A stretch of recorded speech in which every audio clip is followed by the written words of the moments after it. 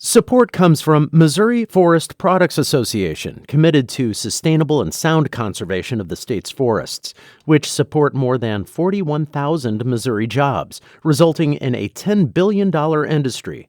ChooseWood.com. From St. Louis Public Radio.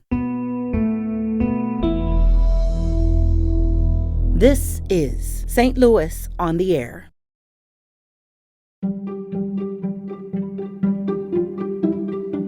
I believe it's probably the first time that we've ever had a tax where you can get 100% of your money back on that new tax. We're talking probably $1 billion worth of road projects for the STIP for 22 through 26. That currently discourages them from purchasing fuel here in Missouri. They find it easier to actually purchase in other states. So that will also help us in our state. Hopefully we'll start seeing more of those trucks buying their fuel here in Missouri and Missouri receiving the benefit of that. I'm Jonathan Ahl. In 2018, Missouri voters rejected a ballot measure that would have increased the gas tax by 10 cents. But in this past legislative session, lawmakers voted to increase the tax by 12.5 cents over the next 5 years.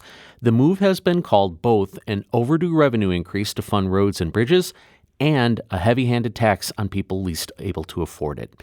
Joining me to talk about this is State Representative Becky Ruth, a Republican from Festus, who is also the chair of the House Transportation Committee. Representative Ruth, thanks for joining us today. Good afternoon. It's great to be with you all. So no one enjoys, well, very few people enjoy paying higher taxes, and the Republican Party has definitely prided itself as the party that pursues the lowest possible taxes. So why did this measure pass this last session? I really think that this was a balance. When people came out and voted on Prop D, and remember that Prop D was tied up with Olympic gold medals and funding for the Highway Patrol, you had about 1.1 million vote in support of Prop D and 1.2 million vote in opposition to Prop D. So a lot of people want to compare what we did this year to 2018 and Prop D. However, it's very, very different. This measure actually allows everyday citizens to get a refund on the new taxes. So it is a refundable fuel tax, and I believe it's probably the first time that we've ever had a tax where you can get 100% of your money back on that new tax. Aren't you, though, counting on a certain percentage of the population to not do that? Because if everybody did that, then there'd be no increase and there wouldn't be more money for roads and bridges. Obviously, we're looking at possibly anywhere between 15 to 25% are the projections of people that may take advantage of getting their money back. However, this gives those people the option, those that want to leave their money invested in our roads and bridges, the ability to do so. Can people from other states do this too, or is that just Missouri residents that can get the rebate? Because of the Interstate Commerce Clause, it is available to people from other states as well. About close to 40% of the traffic on our roads are from other states. Now, how many of those people from the other states are going to apply for the refund? I would say that number is probably going to be pretty low.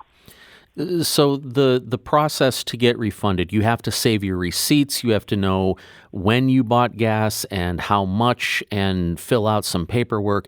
Is that threshold, is that burden high enough that it'll probably discourage most people from doing it? Because unless you drive a significant number of miles, it probably won't be that much savings. I worked very hard to try to make the process for the refund to be as easy as possible. Saving the receipts is only necessary in case you are audited. So you're not going to turn those receipts in. And that could be something as simple as taking a picture of your gas receipt. So you can use it as an electronic document and stored electronically. For those that don't want to mess with an electronic filing, because that's going to be offered as well, they can do the paper filing, and it's pretty simple. It's a one-page form that they would fill out, turn it into the Department of Revenue between July and September the following year, and the Department of Revenue would then have 45 days to refund that money. If the Department of Revenue does not refund that money within the 45-day time period, then they are actually paying interest to that consumer at the federal interest level. Let's talk about what the revenue will be used for. Estimating about another $460 million annually. What kind of projects will that additional revenue fund? So 15%, remember, goes to cities and 15% goes to counties. The 70% then goes to the state. And that revenue is going directly for roads and bridges within our state. Maintaining those roads and bridges, as well as new projects to make our roads and bridges safer, easier to travel on. Is the money used approximately where it was collected? So the tax that would come in from the St. Louis area, would that primarily be used to do St. Louis roads, or is this a situation where it's all put in one pot and the state funds its transportation needs as possible? Currently, there is a system in place, so it would be using that same system that we already have in place. We have regional planning partners who decide on the different projects for those areas. Those are voted on by those regional planning partners. For instance, in the St. Louis area, that's the East-West Gateway.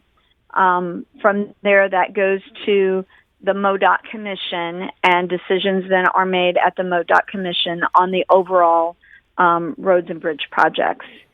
The St. Louis area is getting quite a bit this year. I don't have the numbers off the top of my head, but already in the STIP that was approved recently by the MoDOT Commission, we're talking close to probably $1 billion worth of road projects for the STIP for 22 through 26. For our listeners in the Rolla and Hannibal areas, rural people tend to drive more miles. They may not spend as much time in their cars because there's a lot less traffic, thank goodness. But do you feel that this tax is equally fair to someone who lives in Salem who has to drive, 30 or 40 miles just to get to a grocery store, compared to someone who lives in St. Louis and can walk to a grocery store? Someone from Rolla or Salem, those folks are eligible to get their refund as well. So how much ever they are spending on that fuel tax, they're eligible for the refund. And I was at the most recent Highway Transportation Commission meeting, and there is a huge amount of study going into rural roads, low-volume roads, to try to make sure that those are staying on task with the maintenance. And in bridges, we have a lot of rural bridges that need to be replaced. From our focus on bridges, many of those are getting done from 2 years ago, but we will continue to focus on those needs as well. I think there is a good balance that you will see in the next few years, especially between the rural and the urban and the suburban in terms of the types of projects that are getting done. And I believe that there's a system already set up for farmers to get the rebate maybe a little bit easier. Am I correct in that? There is. We already have the ag fuel rebate for those vehicles that are not used on the highway. So the system's already in place. So it's not a difficult system or transition over to using this for the fuel tax. We do have a caller. Dave from West County has a question. Dave, you're on the air. Hi.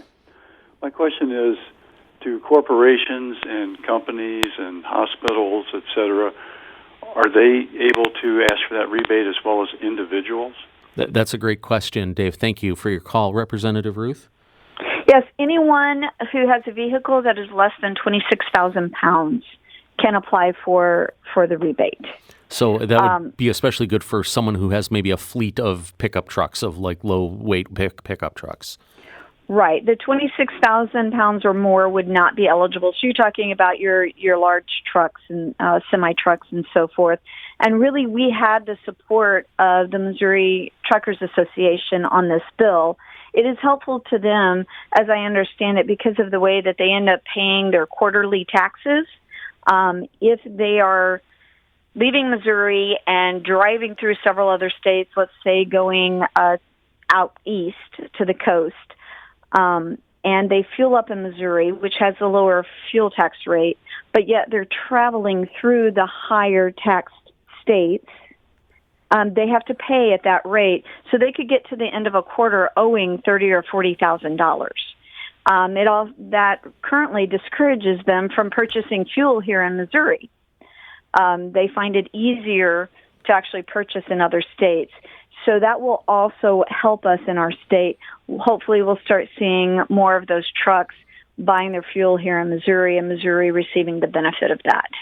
We did get a tweet from Kristen who said, little by little, Missouri is taxing us to the point where living in the booming communities across the river in Illinois is a better choice. Increase the gas tax, and many will think about a change of zip code. I do need to point out before we get your answer to that, Representative Ruth, that Illinois' gas tax is 39.2 cents per gallon, which will still be a lot more after Missouri's is increased all the way. And they had a 200% increase in the gas tax over the past 3 years. But if that perception is out there, how do you feel about that? That is why we offered the refund. There are some folks that say absolutely not, no way to more taxes.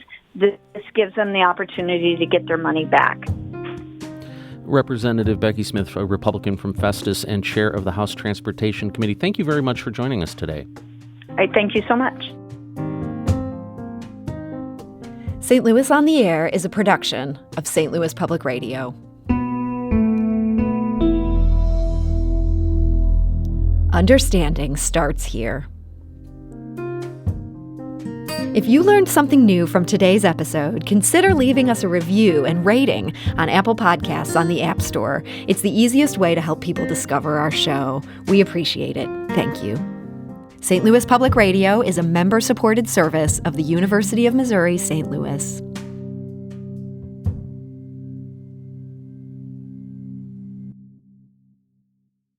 Support comes from Missouri Forest Products Association, committed to sustainable and sound conservation of the state's forests, which support more than 41,000 Missouri jobs, resulting in a $10 billion industry.